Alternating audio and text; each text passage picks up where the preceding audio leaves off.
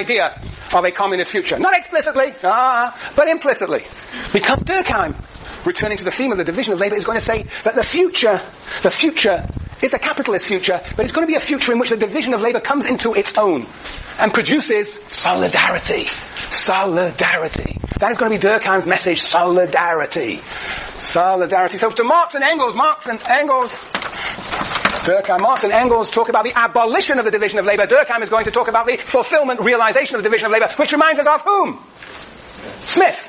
But where Smith talked about the efficiency that results from the division of labour, Durkheim is going to talk about the solidarity, the unifying project around the division of labour in which we become interdependent. His vision is that different individuals have different talents. They should specialise in those talents, and when allowed to do so through equality of opportunity, they will produce solidarity. Solidarity is what is important for Durkheim.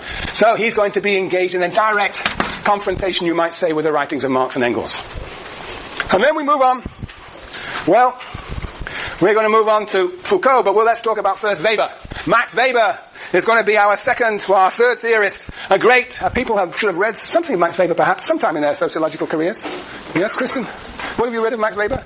A few things, I don't remember all of them. Anybody remember anything that they read, Greg? A Protestant work ethic, right. Protestant ethic in the spirit of capitalism. We'll be reading that too. Yeah. Anyway, basically, what Weber's going to say about communism, it's not a utopian fantasy, as Durkheim would say. It is a what? It is a nightmare. A bureaucratic nightmare. It is bureaucracy gone wild. And there are claims, but those claims sort of, in a sense, justified if one looks at what happened in the Soviet Union. But anyway, Weber is going to argue that communism is going to be the bureaucracy gone wild. And is going to deny what freedoms we have in our capitalist society. So, he's very skeptical of the idea. So that is, we're going to have a little discussion between Lenin and Weber. And Weber's going to say to Lenin, you're nuts, you're crazy. That your dictatorship of the proletariat is going to be what? It is going to be the deepening of bureaucracy, not the development of a radical democracy. Okay, Mike, you happy with that? Yeah, I thought you might be. Yes, right. We're going to have a little debate because Lenin's going to reply to Weber. He's going to reply to Weber. And then we're going to come to a fellow called Foucault, Michel Foucault, the author of Discipline and Punish, and he's going to say that communism, it's not a utopia, it's not a nightmare, it is a dangerous idea. That the very notion of a utopian idea like communism is going to count as a new normative order, a new form of domination, a new form of discipline. We shouldn't countenance the ideas of alternative futures because they come home to haunt us as new forms of domination. And he's going to say to Gramsci, with whom I think he's basically having the biggest argument, Foucault, he's going to say to Gramsci that your civil society that you talk about as the terrain of organizing this war of position, the modern prince, that is actually a terrain of domination. That we should see schools, we should see prisons, we should see voluntary associations, political parties, churches as forms of micro-domination. And we'll see how he talks about those micro-spheres of domination. Yeah, Foucault. And then we're going to be dealing with three feminists, and I'll just mention Beauvoir here. I mention Beauvoir in relationship to Fanon. Because Beauvoir is going to say, it's not that communism is utopian. It's not that it's a bureaucratic nightmare. It's not that it's a dangerous idea. But that it is just not radical enough. That communism is not radical enough because it does not incorporate the idea of gender equality. That Marxists have not paid sufficient attention, and this becomes even clearer in the writings of McKinnon. Marxists have not paid sufficient attention to the problem of patriarchy. They will not just go away, like Bob's your uncle, go away with the elimination of class, but has to be attacked on its own terms. And so, she will argue against Fanon. Fanon recognizes the importance of race, but she will say to Fanon that your idea of national consciousness and a national socialism does not include any notion of gender emancipation. There we have Beauvoir. Yeah. There you have it. That's it. You don't need to come to any more classes, it's all over. I've given you the summary. Yes. Well, there is probably a little bit more to these texts than what I just said. But they are all, I want to emphasize, they're all engaged in a critique, an examination of Marxism. But they're also, as we will see, engaged with one another. They're engaged in a criticism of each other. The question that we now have to answer, at least in a preliminary way, is why on earth are therefore we reading Weber, Durkheim, Foucault, Beauvoir, McKinnon, and Collins? Why are we doing this? Why them? Very tricky question. Very tricky question. Very tricky question. Well, the first answer to that question is that they represent, at least Weber and Durkheim, represent what we call the canon. The sociological canon. Canon. I'm running out of boards. This is a great room. It's got great boards. Aha, great. Canon. Canon. Are there two ends in canon? No? Just one? Yep. Doesn't look quite right, but okay. The one that has the double. It's the military one that has the double. Okay, alright. Yes, not to be confused with the military canon. No. The canon. What is the canon? The canon is a set of authoritative texts. You know, in the Bible there are certain books that are canonical, or the canon. And of course different religions pick on different Bibles, different books in the Bible for their definition of the canon. And we will see that the canon in sociology itself changes over time. But at any one time, sociology is very weird because it has these canonical textbooks, authors. Yeah, the sociological canon. What is the sociological canon? The sociological canon, I think, in many ways was invented by a fellow called Talcott Parsons. Anybody ever read anything by Talcott Parsons? Gold medal if you have. No go. Jason, the number 2. Yes, do you remember what it was called? We talked a lot about the nuclear family. And we talked a lot about the 50s. Yes. We just emphasized the nuclear family and the woman at home with expressive orientation and the man with the job side with the instrumental orientation. Yes, had an image of that nuclear family. Indeed, that was one of his more empirically based accounts. Yes. Anybody else read anything by, nobody's taken the development course now? Bridget? Is that Bridget? Yep. I would say one for family class. For a family class. Nobody read development theory? Talcott Parsons? Ross? Yeah? In Norway or in here? What did you read for Parsons, or you just... I was just had it in class, you just talked about it. Just talked about it. That was probably Tom Gold or somebody. Fancy that, yeah. Yes. Talcott Parsons, he was a funny old man. Yes. Talcott Parsons invented US sociology after the Second World War. And he did this by constituting a canon made up of 4 theorists, all European, interestingly enough. Durkheim, Weber. Those are gentlemen we will meet this semester. And an English economist by the name of Marshall. And an Italian sociologist by the name of Pareto. And what he said is that these 4 great social theorists converged on a single theory of social action, the voluntaristic theory of social action, the idea that people are oriented to ends and pursue means under definitive conditions, nothing totally profound, but he showed that there was a convergence of ideas amongst these 4 theories, and in particular the idea that underlying social action were sets of common values, that social order in society could only exist if we shared certain values. That was the idea of Talcott Parsons. And he wrote this book, The Structure of Social Action, and it became the definitive text for defining the sociological canon, the basic theorists that we should engage with. And others have pointed out that this was a rather, in the end, convincing but arbitrary nonetheless decision to include these 4 and not others. And do you notice somebody missing?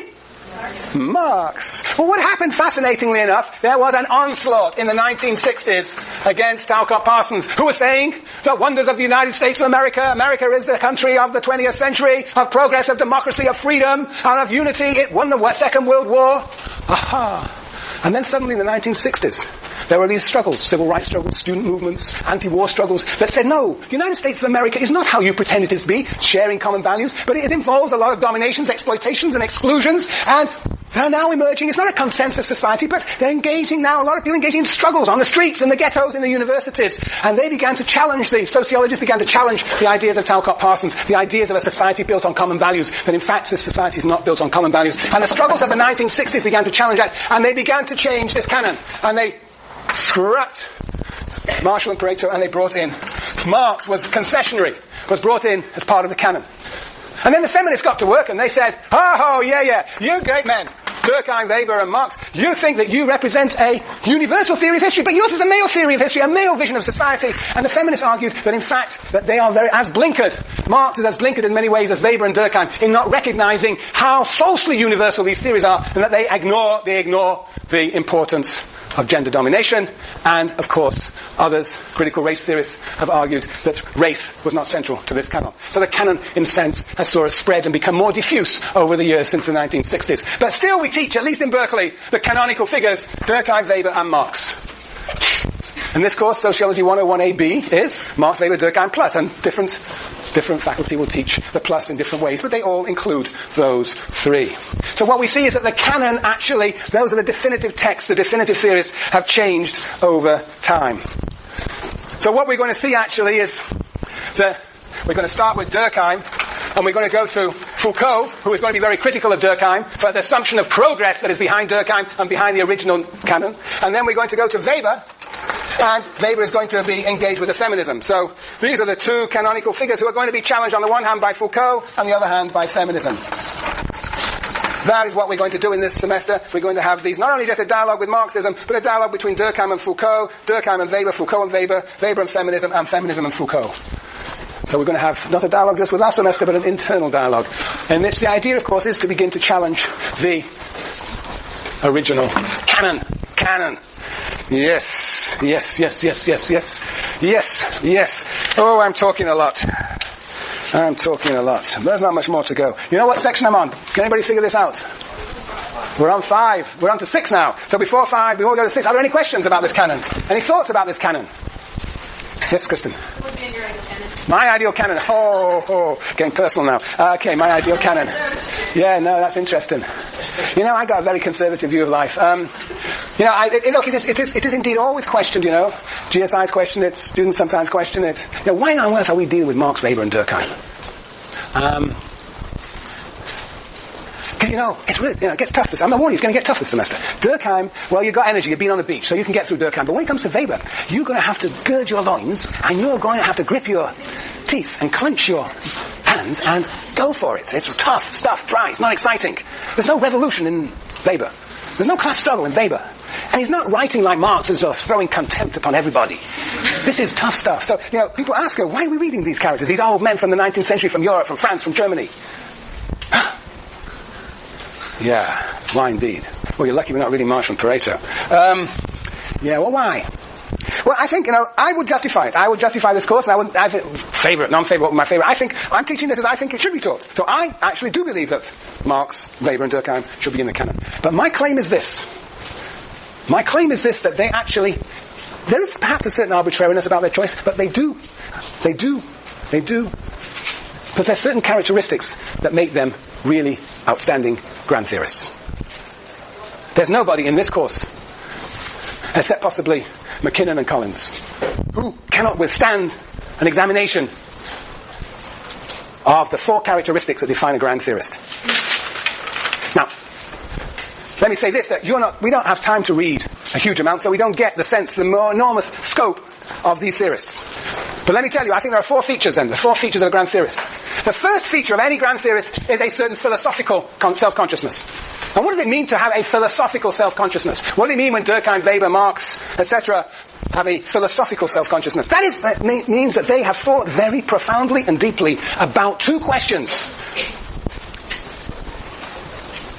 The first is, what is the world that we are studying? What is the nature of the world we are studying? What is the nature of that world? What is the component of that world? What is the social world? And what are human beings? We've already come across in Smith and in Marx the assumptions that people make about human beings. That Smith assumed individuals do what? Does anybody remember? What do they do? Very good. I need to remember Smith. Strike, barter, and exchange. Whereas Marx assumed what about individuals?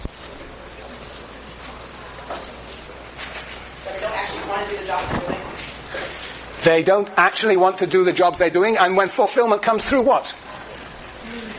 Fulfillment comes through what, Jenny? A new need is produced. A new need is produced, but what is it? You know, Smith says, you know, people engage in truck barter exchange. That is the characteristic of humans. What defines them differently from, animals? But what is the characteristic of human beings according to Marx and Engels, Annie?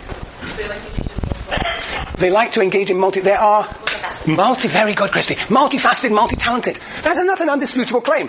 Durkheim is going to say that we realize ourselves through what? Through specialization. Marx and Engels say that we are multifaceted human beings. We, all human beings. Yeah. So the point is that these theories have thought a lot about the nature of human beings, and also, as we all see, about the nature of the social world and what is society. But they're not just asked, and this is what was on the first dimension of philosophical self-consciousness. The second dimension of the philosophical self-consciousness is, how on earth can we ever understand the world beyond us? How can we grasp that world? Is the world just a figment of our imagination, or is there a real world out there